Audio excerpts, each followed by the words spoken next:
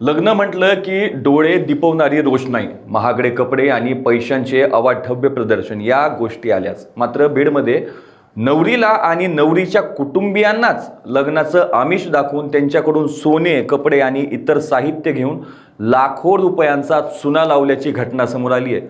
या प्रकरणी PSI नवराविरुद्ध गुन्हा दाखल करण्यात आलाय. धक्कादायक म्हणजे PSI नवरदेवाने नवरीच्या कुटुंबियांना बंदुकीचा धाक दाखवल्याचाही आरोप होतोय. नमस्कार, मी आहे बालाजी शिंदे आणि तुम्ही पाहताय लोकाशा TV. समोर आलेल्या माहितीनुसार बीडच्या मातुरी गावातील मुलीचे PSI पवन निंबाळकर याच्या विरुद्ध लग्न ठरलं होतं. आपल्या मुलीच्या लग्नासाठी तिच्या आई वडिलांनी कष्ट करून लाखो रुपये जमा केले. हे सर्व पैसे साखरपुडा आणि लग्नाच्या खरेदीसह इतर गोष्टींवर खर्च केले. मात्र लग्न अवघ्या काही दिवसांवरती आले असताना PSI पवन निंबाळकर यांनी लग्नास नकार दिला.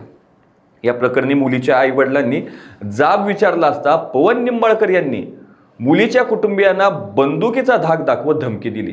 लग्नाचे आमिष दाखवत सोने, कपडे आणि लाखो रुपयांचे इतर साहित्य घेऊन लग्नास नकार दिल्यामुळे मुलीच्या वडिलांच्या फिर्यादीवरून PSI पवन निंबाळकर याच्या विरुद्ध बीडच्या चकलांबा पोलीस ठाण्यात गुन्हा दाखल झालाय.